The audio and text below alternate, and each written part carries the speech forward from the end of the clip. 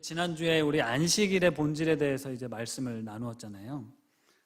그리고 올해 우리가 하나님 나라의 시작 예수 그리스도라는 주제를 잡고 요한복음을 가지고 이렇게 매주 말씀을 나누고 있는데 본문 선택을 참 잘했다 이런 생각이 들었어요. 왜냐하면 요한복음은 계속해서 예수 그리스도가 누구이신지 어떤 분이신지를 우리에게 계속 듣게 하고 생각해 보게 하고 있거든요. 교회를 중심으로, 그러니까 주일을 중심으로, 예배당을 중심으로 우리의 신앙의 의무를 다했다, 신앙생활의 의무를 다했다라고 살아오던 우리들에게 교회 중심의 신앙생활에서 벗어나서 우리가 사는 일상에서 어떻게 우리가 예수님을 믿는 믿음으로 살 것인가, 거룩한 성전으로서의 자신의 정체성을 우리가 발견해야 되고, 삶에서 예배자로 살아야 하는 것뿐만 아니라 하나님의 나라를 우리의 일상에서, 가정이 되든 학교가 되든 직장이 되든 그곳에서 하나님의 나라를 세워가기를 원하신다라는 것을 우리가 이 말씀을 통해서 계속 이제 배워가고 있습니다. 우리가 일상에서 예수님과 함께, 우리와 함께 하시는 예수님, 그분으로 인해서 내가 거룩한 성전이 되었다는 사실과, 그러니까 이 건물로서의 성전이 아니라 성전으로서의 우리 인간, 그것을 깨닫고 우리가 그렇게 내 안에 계신 예수 그리스도로 말미암아 진정한 예배자로 살아가야 하는 삶, 그럴 때 우리 곳곳에 하나님의 나라가 세워질 수 있다는 것을 이제 말씀해 주시는 거죠. 이번 설교를 준비하면서 두 가지 설교가 생각이 났습니다. 첫 번째는 어떤 설교냐면, 제가 작년에 이제 높은도 광성교회에 있을 때 이제 분립교회 담임 목사가 되면서 총 3번의 설교를 이제 했습니다. 그 중에 히브리서 13장 말씀을 가지고 했던 두 번째 설교가 있어요. 좁은 길 가는 공동체 / 영문 밖으로라는 이제 제목으로 설교를 했었는데, 우리 교회 홈페이지에도 이제 그때 설교가 있습니다. 한번 찾아서 들어보시면 좋겠는데요. 히브리서 13장 12절과 13절에 이런 말씀이 있는데 제가 읽어드릴게요. 그러므로 예수도 자기 피로써 백성을 거룩하게 하려고 성문 밖에서 고난을 받으셨느니라. 그런즉 우리도 그의 치욕을 짊어지고 영문 밖으로 그에게 나아가자 라는 히브리서 말씀이 있습니다. 여기에 영문 밖으로라는 단어로 제가 말씀을 전했는데요, 예수님께서 성전 안에, 당시 예루살렘 성전 안에 갇혀 계시지 않고 교회 울타리를 넘어 세상으로, 영문 밖으로 나가셨다는 말씀입니다. 그곳에서 고통받고 신음하고 괴로워하던 인생들을 찾아가셨다는 거예요. 그들을 구원하기 위해서 그들이 있는 그곳에 가셨다는 말씀이었습니다. 치욕스러운 현장에 예수님이 계셨고 내가 그들을 거룩하게 하려고 그곳에서 고난을 받았다라는 말씀을 전해주셨어요. 하나님께서는 우리가 이곳 잘 짜여진 편안하고 안정적인 시스템이 잘 갖춰진 곳에서 예배를 드리는 이 예배도 물론 기뻐하시지만, 우리가 예배할 수 없는, 예배하기 힘겨운, 지금 코로나19로 흩어져서 정말 잘 준비되지 않은 그곳에서 예배하기를 원하시는 그런 예배자들을 찾으신다라는 말씀이었어요.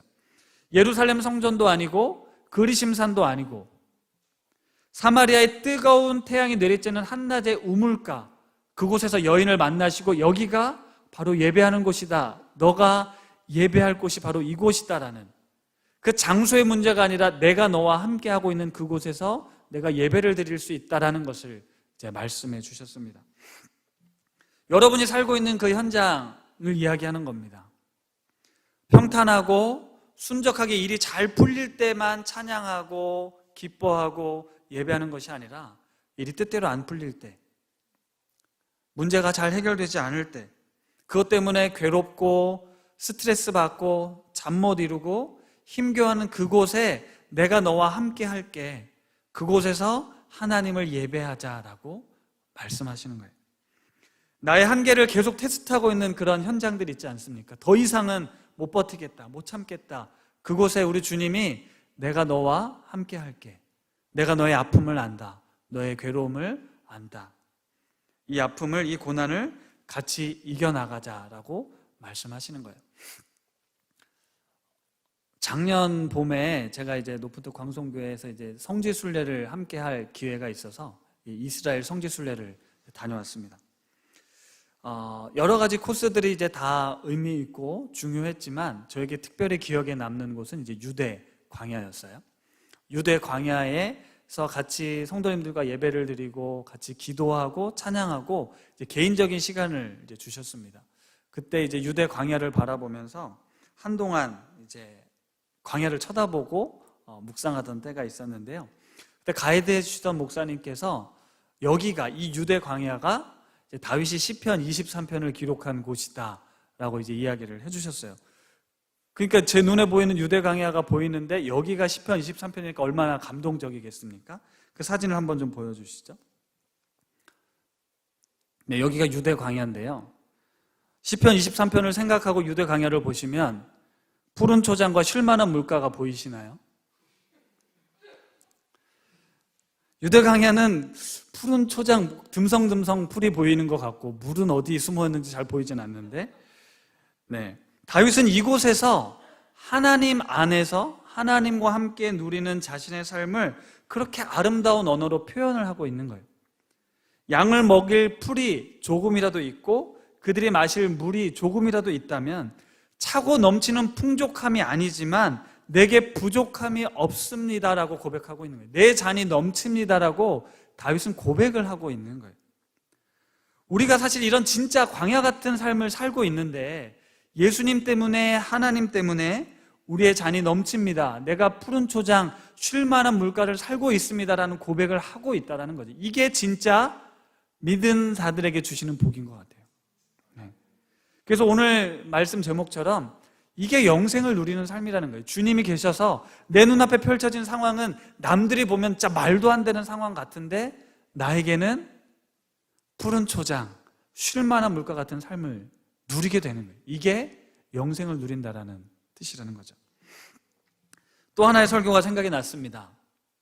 4월 첫째 주에 우리 배종원 전도사님께서 영생이라는 제목으로 말씀을 그때 하셨어요. 오늘 주제가 또 영생을 누리라이니까 그때 전도사님 설교를 좀 찾아보고 전도사님이 하신 말씀대로 사십시오라고 하면 오늘 참 설교가 쉽게 풀릴 것 같아서 제가 쑥스럽지만 전도사님께 설교 원고를 좀 받았어요. 담임 목사가 전도사님이 하신 설교 원고를 받아서 오늘 말씀을 전하는 겁니다. 설교 원고를 도움 주신 우리 전도사님께 감사를 드리고요. 네. 그런데 이제 설교 원고를 보다가 깜짝 제가 놀랐어요. 지난주 설교 때 제가 그 연세대 김학철 교수님이 카이로스 시간 얘기하면서 뭐 두께로 흐르는 시간, 깊이로 흐르는 시간이 있다 뭐 이런 얘기를 했는데 이 이야기를 전도사님이 하셨더라고요. 알고 계셨어요? 네. 저는 당연히 제가 처음 이야기한다고 생각하고 말씀을 드린 건데 전도사님께서 이미 하셨던 거예요. 제가 반성을 당연히 했겠죠. 진짜 설교를 듣는 것에서 생각해 보게 됐어요. 왜냐하면 그날 제가 전도사님 설교를 듣고 은혜를 많이 받아서 사람들한테 진짜 우리 전도사님 오늘 설교 너무 좋았다라고 얘기를 했는데 무슨 내용을 했는지는 모르고 좋았다라고 한 게 된 거잖아요. 우리가 말씀을 듣고 그렇죠, 이렇게 듣잖아요. 그대로 사는 것도 쉬운 일이 아닌데 우리가 들었다고 내가 다 안다는 건 아니라는 거예요. 네. 듣고 사는 것도 쉽지 않은데 들었다고 알고 있다라고 생각하는 것도 큰 착각이라는 거예요. 그래서 우리 성도님들이 일주일에 한 번 이렇게 말씀을 들으실 텐데 정말 듣고 잊지 않을 말씀, 듣고 살아내는 말씀을 전해야 할 텐데 내가 그런 능력이 있어야 될 텐데 라는 또 그런 반성과 함께 기도를 했습니다. 제가 요령으로, 꾀로, 기술로 말씀을 전하지 않고 정말 하나님께서 우리에게 주신, 우리 공동체에게 주시는 그 말씀을 진솔하게, 진실되게 잘 전할 수 있도록 기도해 주십시오. 근데 이제 더 재밌는 건 설교를 보다 보니까 전도사님이 영생의 의미를 앞에 설교하시고 중간부터는 영생을 누리는 게 뭔 줄 아십니까? 라고 오늘 제가 할 설교를 하신 거예요. 그때 중2 수련회 때 기도한 얘기, 군악대에서 그 간증들을 하시면서 카이로스의 시간을 사는 게 영생이다라는 말씀을 하신 거예요. 예수님이 내 삶에 찾아오실 때 영원한 생명과 영원한 시간이 우리에게 찾아오시는 거다. 그래서 우리 이미 영생을 누린다라는 설교를 하셨다는 거죠. 그래서 이제 생각을 고쳐 먹었습니다. 어차피 들어도 금방 까먹으실 거 제가 한 번 더 하면 좀 더 기억하실 수 있을 거다. 이렇게 편하게 생각하기로 했습니다. 우리가 앞으로 요한복음에 영생이라는 단어가 19번 나오거든요. 오늘도 나오지만 요한복음 17장까지도 나와요. 계속 영생이라는 단어를 이제 듣게 될 테니까 다시금 영생의 의미를 여러분이 반드시 기억하고 숙지하셔서 영생의 삶을 누리실 수 있기를 바랍니다. 그러면서 이제 원고에 보니까 중요한 말씀을 하셔서 제가 그대로 인용하도록 하겠습니다. 우리의 문제, 우리의 고난을 영원하신 예수님 앞에 가져왔을 때 보이지도 않게 되는 역사가 우리 삶에서 경험되어집니다라고 말씀을 하셨어요. 영원하신 하나님이 내 안에 계시기 때문에 우리의 문제와 우리의 고난이 보이지도 않게 되는 역사가 있다라는 거예요. 저 죽어서 천국에 가서 누리는 것이 아니라 지금 이 순간 이곳에서 우리가 영원한 생명이 시작되는 것이다. 영원을 경험할 때, 영생을 누릴 때 우리의 작음을 깨닫게 되고 그분의 크심을 깨닫게 되며 세례 요한이 선포했던 나는 쇠어야 하겠고 그는 흥하야겠다라는 믿음의 고백이 영생을 누리는 우리들의 입술의 고백이 될 수 있다라는 말씀을 하셨는데요. 그 말씀이 참 와닿습니다. 오늘 영생을 누리라는 오늘 설교의 제목도 핵심도 이와 같습니다. 우리의 삶을 영원하신 예수님 앞에 가져왔을 때 보이지도 않게 되는 역사, 영원을 경험하게 되면 우리의 작음을 알게 된다는 것. 그래서 영생을 누리는 삶은 우리가 이전과는 다른 전혀 새로운 삶을 살게 된다는 거예요. 마치 유대 광야에서 시편 23편을 노래했던 다윗의 삶이 우리의 삶이 될 수 있다는 거예요. 여러분들에게 영생이란 어떤 의미이신가요? 여전히 영원히 죽지 않고 사는 것, 그것을 영생이라고 생각하십니까? 오늘의 삶과 영생은 아무런 연관이 없나요? 영생을 단순히 끝 없는 시간으로 이해하고 계신가요? 요한복음은 영생을 이렇게 설명하고 있습니다. 요한복음 17장 3절에 영생은 이라는 단어로 시작하는 말씀이 있는데요. 물론 영원한 시간, 영원한 생명의 의미도 있지만 영생을 요한복음에 어떻게 정의 내리고 있는지 같이 한번 읽어보겠습니다. 시작. 영생은 곧 유일하신 참 하나님과 그가 보내신 자 예수 그리스도를 아는 것입니다. 영생은 하나님과 예수님을 아는 것이 영생이라고 했습니다. 영원히 산다라는 의미도 분명히 있지만 요한복음이 말하고 싶은 영생은 예수님, 하나님을 아는 것. 이제 주석을 보면 이렇게 이제 기록이 돼 있어요. 영생은 영혼 불멸의 개념으로 보기보단 그리스도를 믿음으로써 하나님과의 새로운 관계에 들어가는 것으로 보아야 한다. 영혼 불멸의 개념이 아니라 예수님을 믿음으로 하나님과 새로운 관계에 들어가게 되는 것을 영생이라고 하는 거예요. 그것은 현재죠. 지금 하나님과 예수님과 교제함으로 주어지는 새로운 생명임과 동시에 마지막 날에 이루어져 영원한 하나님과의 친교에 들어가는 것을 의미한다. 두 가지가 다 있다라는 거예요. 현재도 하나님과의 관계를 통해서 영생을 누리는 것이고 죽어서 마지막 날 하나님과 영원한 사귐 가운데 들어가는 것을 영생이라고 하는 겁니다. 그런 의미에서 영생은 하나님과의 교제가 단절되는 것을 의미하는 죽음과는 반대되는 개념이 된다는 거예요.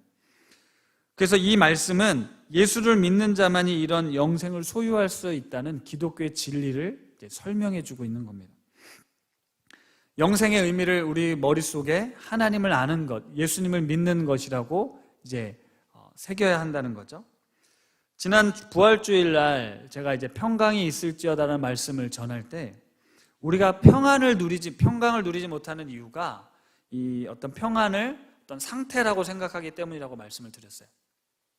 문제가 없고 어려움이 없는 상태가 돼야 평안을 누린다라고 생각을 하는데 우리 예수님이 주시고자 하는 평안은 그게 아니라고 말씀을 드렸습니다. 주님이 주시고자 하는 평안은 어떤 상태를 주시겠다는 의미가 아니라 내가 너와 관계를 맺고 있는 이 상태가 평안의 상태라고 말씀을 하셨어요.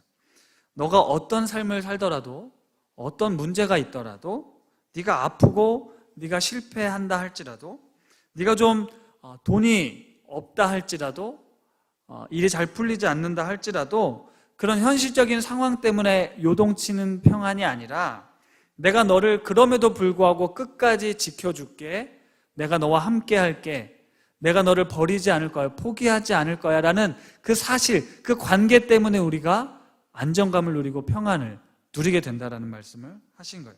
그래서 그때 관계적인 평안을 제가 말씀드렸고, 이어서 대상 영속성이라는 개념을 이제 말씀드렸습니다. 당장 내 눈에 보이지 않고 내 목소리를 듣지 않는 것 같고 안 계신 것처럼 보이지만 우리 주님이 살아계신다, 함께 하신다는 그 믿음이 우리에게 이제 필요하다라는 말씀을 들려드렸죠. 우리가 사람 사는 관계 속에서는 사실 평안을 누릴 수 없습니다. 우리는 모두 다 죄인이기 때문에 그렇고요, 넘어지기 쉽고 실망할 수밖에 없는 그런 존재가 인간입니다. 그래서 사랑해야 하고 사랑받아야만 하는 존재가 바로 인간이에요. 믿고 의지할 수 있는 존재는 인간이 아닙니다. 우리가 의지할 분은 오직 하나님 한 분밖에 없습니다. 그래서 우리가 하나님과의 관계 속에서 평안을 누리게 되는 것이고, 하나님과의 관계 속에서 서로가 서로의 관계를 유지하고 이끌어갈 수 있다는 거예요. 사람의 힘으로, 사람의 노력으로 되어지지가 않습니다. 주님이 계셔야만 그 관계들이 평안을 누릴 수 있게 되는 거예요. 그 속에서 하나님의 나라를 누릴 수 있게 된다는 것이죠. 영생도 죽음 이후의 상태가 아니라 지금 오늘 우리가 누리고 있는 그 관계를 영생을 누린다라고 말하는 거예요. 우리가 영원히 산다, 죽고 난 뒤에 영원히 산다라는 이 영생의 개념이 바뀌지 않으면 오늘 우리의 삶에서 영생을 누릴 수 없게 됩니다. 조금만 버티고 결국은 나중에 다 천국 가면 다 보상받을 거야가 아니라, 그때는 그런 보상이 따로 있고 지금 오늘 예수님이 내 안에 계심으로, 나와 함께 하심으로 우리가 영생을 누릴 수 있다, 누리고 있다라고 말씀하시는 거예요. 요한복음의 말씀을 보면 예배할 때가 올 것이라고 얘기했는데, 예배가 예수님이 오신 그때부터 예배가 시작된다라고 하잖아요. 네가 예루살렘이나 그리심산이 아니어도 나와 함께 있는 그곳에서 예배를 드릴 수 있다고 말씀하신 것처럼, 우리가 예수를 믿음으로 오늘 바로 이 순간부터 영생이라는 그 영원한 삶에 접목되어 오늘 우리의 자금을 알고 우리의 문제를 보게 되고 더 너머에서 바라볼 수 있는 은혜를 누리게 된다는 거예요. 이런 의미로 우리가 잘 아는 요한복음 3장 16절 말씀을 다시 한번 볼게요. 하나님이 세상을 이처럼 사랑하사 독생자를 주셨으니 이는 그를 믿는 자마다 멸망하지 않고 영생을 얻게 하려 하심이라. 우리가 암송하는, 모든 사람이 아는 이 말씀을 우리는 어떻게 이해했냐면, 예수를 믿음으로 우리가 죽어서 영원토록 천국에서 사는 삶을 생각했습니다. 그런데 이 영생의 의미가 오늘로 환원해서 볼 수 있다면, 지금 우리가 멸망에 처해 있는, 죽음의 위기에 처해 있는 그에게 영생을 얻게 해주시겠다라고 말씀하시는 말씀이라는 거예요. 지금 이 상황과 현실, 죽음의 위기, 원수의 공격, 핍박, 고난, 그런 상황으로부터 예수를 믿음으로 내가 오늘 영생을 누릴 거다라는 말씀이라는 거예요. 그래서 눈앞에 닥친 문제 때문이 아니라 이 예수님과의 관계 속에서 우리가 영원한 생명과 평안을 누리게 됐다라는 말씀입니다. 이 관계는 깨어지지가 않습니다. 변하지도 않습니다. 하나님이 우리를 선택하시고 우리를 붙드셨을 때 그 어떤 것도 우리를 떼어놓을 수, 하나님과 우리 사이를 떼어놓을 수 없죠. 그렇기 때문에 우리가 이 땅에서 평강과 영생을 누릴 수 있게 되는 거죠. 우리가 그토록 애쓰는 스펙을 쌓는 것, 돈을 버는 것, 이런 것들은 우리를 구원해 줄 수 없습니다. 잠깐 기쁨과 행복을 줄 수는 있어도 수없이 살아가는 우리 인생의 모든 문제를 풀어낼 수는 없습니다. 이건 우리가 정말 살면서 많이 경험한 거예요. 우리 아이들 어린이날 장난감 선물 받으면 모든 것을, 세상을 다 가진 것처럼 기쁘지만 며칠 지나지 않아 아무도 찾지 않는 서랍 속에 가 있습니다. 그러니까 아이들뿐만이 아닙니다. 우리가 좋은 차를 사도, 좋은 집을 사도, 인류 대학에 합격을 하거나 좋은 직장에 취직을 해도 결국 시간이 지나면 그 기쁨, 그 행복은 잠깐 사라지는 거예요. 아무리 예쁘고 잘생긴 연예인들을 보고 동경해도 그들도 역시 지나가고 쇠퇴하고 사라집니다. 우리의 사는 모든 것은 다 헛된 거예요. 하지만 영원토록 변하지 않는 분이 계시니 바로 예수님입니다. 우리가 이 예수님을 진짜 만나야 되는 거예요. 예수님을 진짜 소유해야 되는 거예요. 이 진짜를 알아보는 사람만이 그 세상 사람들이 헤매이는 그런 삶을 살지 않고 우리는 오늘 우리에게 준 이 생명의 기쁨을 맛보며 누리며 살아갈 수 있게 되는 거예요. 베데스다 38년 된 병자를 고쳐주셨을 때 그 병 고친 기쁨을 사람들은 누리지 못하고 뭘 했습니까? 어떻게 안식일법을 어길 수 있냐? 너의 병을 고쳐주신 예수님을 바라보고 그분으로 인한 구원의 기쁨을 맛보는 게 아니라 저 사람은 안식일을 범한 죄인이야, 사라져야 돼 라고 생각을 했다는 거예요. 그들은 영생이신 예수 그리스도를 앞에 두고도 그 영생을 소유하지 못하고 엉뚱한 것에 마음을 빼앗겨서 기쁨을 누리지 못한 채 율법에 갇혀 그 삶을 살게 됐던 거예요. 예수님께서 내가 진실로 진실로 너희에게 이르노니 내 말을 듣고 나 보내신 이를 믿는 자는 영생을 얻었고 심판에 이르지 아니한다. 진실로 진실로 말씀하시는 거예요. 진실로 진실로 죽은 자들이 하나님의 음성을 들을 때가 올 거다. 그때가 이때다. 지금이다라고 말씀하시는 거예요. 예수님이 간절하게 간곡하게 말씀하신 것, 지금 이때가 너희에게 영원한 생명이 임한 것이다라고 말씀하는 거예요. 예수님의 음성을 들은 이때 지금 살아날 것이라는 의미, 영적으로 죽어있는 우리의 삶에 하나님께서 현재적인 구원의 사건을 베푸실 것이라고 이제 말씀하셨습니다. 예수님을 믿고 그 말씀에 순종하는 사람들은 그 순간부터 새로운 삶을 살게 되고 죽음 이후에도 영원토록 보장되어 있는 그 삶을 살게 될 것입니다. 사랑하는 성도 여러분, 영생을 아주 오랜 시간으로만 생각하지 마시고 오늘 예수님과 함께 누리는 기쁨으로, 오늘 예수님 때문에 든든한 마음으로, 오늘 예수님께서 내 문제를 아시고 도와주시고 해결해 주실 것이라는 소망과 기대를 가지고 오늘 예수님이 찾아오셔서 해주시는 그 위로를 누리고 오늘 예수님이 주시는 그 격려와 응원으로 오늘 지금 이때 주님과 함께 영생의 기쁨을 누리실 수 있기를 바랍니다. 제가 스크랩을 해두고 종종 찾아보는 이제 글이 있어요. 오스왈드 챔버스가 쓴 주님은 나의 최고봉이라는 책에 주님의 목적이라는 주제를 가진 글이 하나 있는데요. 제가 읽어드리겠습니다. 우리는 예수 그리스도께서 우리를 강권하실 때 그분께 순종하면 그분이 우리를 대성공으로 인도하실 것이라고 생각하는 경향이 있습니다. 그러나 우리는 결코 성공의 꿈을 우리를 향하신 하나님의 목적이라고 내세워서는 안 됩니다. 주님의 목적은 오히려 반대일 수 있습니다. 우리는 하나님께서 우리가 원하는 어떤 특별한 목적을 향해 우리를 인도하고 계신다고 생각합니다. 그러나 그렇지 않습니다. 특별한 목적을 이루게 되는 것은 어쩌다가 그렇게 된 것입니다. 우리가 과정이라고 부르는 것을 하나님께서는 목적이라고 부르십니다. 무엇이 하나님의 목적에 대한 나의 꿈입니까? 그분의 목적은 지금 내가 주님의 능력을 의지하는 것입니다. 만일 요동 속에서 평안하고 당황하지 않을 수 있다면 그것은 하나님의 목적의 성취입니다.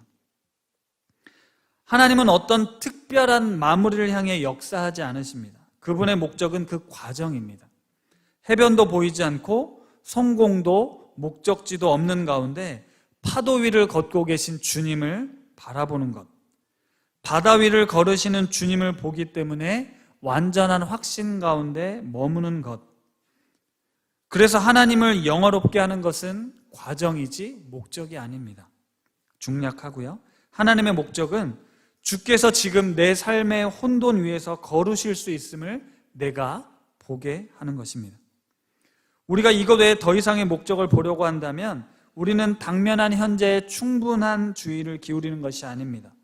우리가 순종이 목적이라는 사실을 깨달을 때 다가오는 각 순간들마다 귀하게 여기게 됩니다. 라는 글입니다.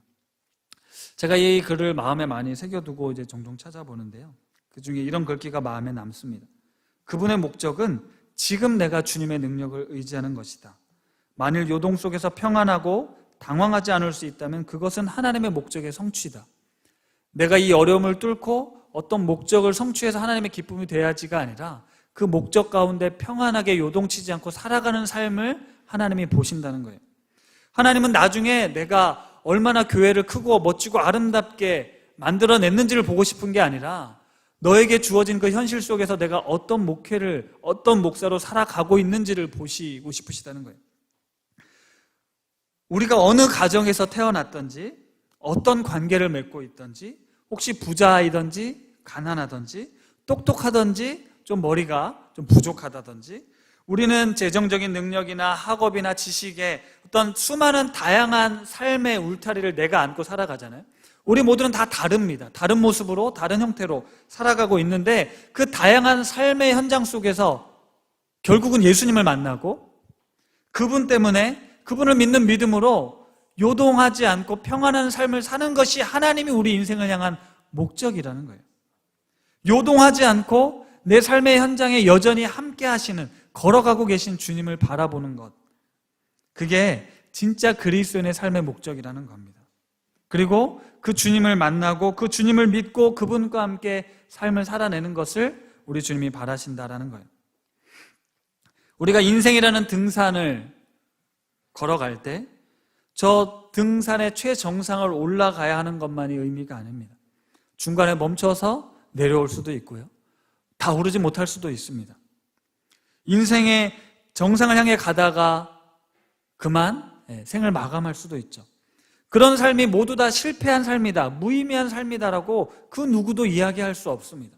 그 과정에서 만났던 사람들, 계곡, 물소리, 풀, 나무, 새소리, 그들과 느꼈던 바람, 이 모든 순간에 하나님께서는 의미들이 있다라고 말씀하시는 거예요. 모든 살아있는 생명으로 존재했던 그 시간들을 하나님께서 의미 있게 보신다는 거거든요. 하나님의 놀라운 인도하심 속에 우리 높은 뜻 우신교회가 이곳 우신고등학교에 세워졌습니다. 분립 개척된 교회가 2개월 만에 뿔뿔이 흩어졌다. 이건 누가 봐도 참 안타까운 일일 수밖에 없죠. 그런데 이 과정 또한 우리가 어떻게 하나님과 우리 관계를, 우리 교회가 하나님 앞에서 어떻게 세워져 가는가를 하나님은 보고 싶으신 거예요. 하나님 진짜 치고 오를 때 진짜 누구 말대로 500명 뭐 이런 얘기, 그걸 하나님이 바라시는 게 아니고요. 우리 인생은 수없이 예측할 수 없는 상황들을 만나거든요. 그 상황 속에서 하나님과 함께 기쁨으로 그 시간들을 가는 것, 믿음으로 승리하는 것, 때로는 버티고 견뎌내는 것, 그 과정을 우리 주님이 보시고 싶어 하신다는 거예요. 살아있는 성전으로서 우리 성도님들을 세우고자 하는 우리 교회 목표가 있잖아요. 교회 건물이 중요한 것이 아니다라고 이야기하지 않았습니까? 우리 성도님들이 오히려 이 시간을 통해서 가정에서, 직장에서, 세상 속에서 내가 어떤 그리스도인으로 살고 있는지를 우리는 적나라하게 직면하고 있는 거잖아요. 하나님이 정말 원하시는 삶은 교회에서 얼마나 열심히 찬양하고 예배하고 봉사하고 섬기느냐가 아니라 너의 모든 일상의 삶에서 하나님의 나라를 경험하고 하나님 나라의 복음을 증거하는 삶을 살기를 원하지 않으십니까? 우리가 예배당으로 빌려 사용하는 우신고등학교에 보내심을 받은 이유가 있을 거 아니에요. 하나님 나라의 복음을 전하는 통로로 우리 교회를 하나님이 쓰시고자 합니다. 이곳을 거쳐가는 학생들과 교사들에게 복음을 전하는 것, 이런 하나님의 계획도 있지만 그 과정을 세워가기 위해 우리 한 사람 한 사람이 진정한 그리스도인으로 다시 구비되고 세워져야 하는 시간이 바로 이 시간들입니다. 각자에게 주어진 하나님의 나라를 꿈꾸고 믿음으로 오늘을 살아가는 그리스도인들을 세워가는 그 삶을 우리가 살아내야 하는 것이죠. 마지막 29절에 보니까 선한 일을 행한 자는 생명의 부활로, 악한 일을 행한 자는 심판의 부활로 나올 것이라는 말씀이 있습니다. 여기서 선한 일과 악한 일은 우리의 삶의 도덕적인 행위들을 뜻하지 않고요, 하나님과의 관계, 믿음을 의미합니다. 하나님을 믿는 사람을, 하나님을 믿고 살아가는 사람을 선한 일을 행한 사람으로, 하나님을 믿지 않고 거부한 사람을 악한 일을 행한 사람으로 이야기를 하고 있어요. 24절에 보면 내 말을 듣고 또 나 보내신 이를 믿는 자가 영생을 얻었다라고 하는데, 29절은 선한 일을 행한 자는 생명의 부활로 나올 것이라고 이야기를 합니다. 요거를 같이 붙여서 생각해 보면 내 말을 듣고 나 보내신 이를 믿는 자는 곧 선한 일을 행하는 사람이다라는 등식이 성립이 돼요. 선한 일이란 예수님을 믿고 믿음으로 살아가는 삶을 선한 일이라고 한다는 거예요. 예수님의 말씀을 듣고 믿는 일이 선한 일이라고 하면 좀 더 깊이 생각해 보면 그리스도인들은 당연히 선한 일을 하는 사람이 된다는 뜻이 됩니다. 그리스도인들의 삶이 자기만을 위한 삶이 아니라 세상에 선한 일을, 영향력을 미치는 삶, 그리스도인의 삶은 그런 삶이다라는 것이에요. 선한 일을 한다고 구원을 얻는 것은 아니지만 구원을 얻은 그리스도인들은 당연히 선한 삶을 살게 되어 있다는 말씀입니다. 영생을 누린다는 의미도 내가 나만 그 복을, 그 평안을 누리는 것이 아니라 그것을 알지 못한 채, 영생을 모른 채 살아가고 있는 이 땅의 수많은 사람들에게 하나님 나라를 증거하는 삶을 사는 것, 그들과 함께 이 기쁨을 누리라고 말씀하고 계십니다. 갈라디아서 말씀으로 오늘 설교를 이제 마무리하려고 하는데요. 갈라디아서 6장 8절에서 10절 말씀을 제가 읽어드리겠습니다. 화면에 있는 거 눈으로 보십시오. 자기의 육체를 위하여 심는 자는 육체로부터 썩어질 것을 거두고 성령을 위하여 심는 자는 성령으로부터 영생을 거두리라. 우리가 선을 행하되 낙심하지 말지니 포기하지 아니하면 때가 이름에 거두리라. 그러므로 우리는 기회 있는 대로 모든 이에게 착한 일을 하되 더욱 믿음의 가정들에게 할지니라. 아멘. 성령을 위하여 심는 자는 성령으로부터 영생을 거둘 것을 말씀하세요. 우리가 영생을 거두는 삶이 바로 선을 행하고 영생을 거두는 삶이라는 겁니다. 믿음으로 행동하는 그 삶에 우리가 영생을 거두는 삶을 살게 되는 거예요.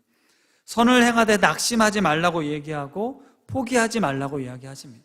때가 이르면 거두게 될 거라고 말씀하셔요. 그래서 기회가 있는 대로 모든 이에게 착한 일을 하되 더욱 믿음의 가정들에게 하라는 말씀 있습니다. 선을 행하는 삶, 그리스도인으로 조금 희생하고 또 양보하는 삶, 누군가에게 유익이 되는 그런 삶, 때로는 그것이 이루어지지 않는 것처럼 답답한 삶을 살 수 있겠죠. 내 삶을 계속해서 허비하고 낭비하는 것처럼 느껴지는, 더 이상 해결되지도 않고 바뀌지도 않는 삶에 답답할 수 있지만 그것이 영생을 거두는 삶이라고 분명히 말씀하십니다. 특별히 믿음의 가정들에게 하라는 이 말씀은 우리의 가정이 아니라 믿음의 공동체, 교회를 이야기를 합니다. 우리 높은 뜻 우신 가족들과 함께 영원한 생명의 기쁨을 우리가 함께 누리고 싶습니다. 내가 누린 이 영생의 기쁨을 우리 우신 가족들과 함께 누리고 싶고, 우리 우신 가족들은 또 다른 가족들을 향해서, 또 다른 이웃들을 향해서 이 영생의 기쁨을 나누어 주실 수 있기를 바랍니다. 이런 놀라운 은혜와 축복이 우리 공동체 안에 임하며 여러 가지로 어려움과 아픔 가운데 고통받고 있고 신음하는 우리 가족들에게 예수 그리스도로 인한 영원한 생명의 기쁨이, 세상이 줄 수 없는 그 평강이 우리 가운데 임하게 되길 간절히 기도합니다. 기도하겠습니다. 하나님, 예수를 믿음으로 우리가 영생을 얻었습니다. 내 말을 듣고 또 나 보내신 이를 믿는 자는 영생을 얻었다라고 분명히 말씀하셨습니다. 그런데 그 영생의 기쁨을 오늘날 누리지 못하고 있습니다. 죽음 이후 천국에서의 영원한 삶이 아니라 하나님께서는 예수 그리스도를 믿는 믿음으로 말미암아 오늘 바로 이곳에 영생의 삶이 시작되었음을 알려주십니다. 영생을 소유한 우리들이 이 땅에 있는 것들, 유한하고 변하고 쉽게 바뀌어지는, 안개처럼 사라지는 것들 때문에 수도 없이 흔들리고 불안해하고 염려하고 있습니다. 이런 우리들이 다시금 예수 그리스도를 바라보게 하시고 그분의 말씀 가운데 힘을 얻고 믿음으로 말미암아 새롭게 변화시켜 주옵소서. 그래서 우리가 영원한 생명이 되신 예수 그리스도와 함께 빠르게 지나가는 크로노스의 시간들 속에 벌어지는 인생의 수많은 일들 가운데 주님과 함께 카이로스의 시간을 경험하는 영생의 기쁨을 누리게 하옵소서. 예수님의 이름으로 기도드립니다. 아멘. 이 시간 찬양팀과 함께 찬양을 부르며 기도하려고 하는데요, 찬양 가사를 통해서 기도하셔도 좋고요, 찬양을 들으며 기도하셔도 좋습니다. 찬양 가사의 고백에 우리의 마음을 담아 같이 찬양하겠습니다.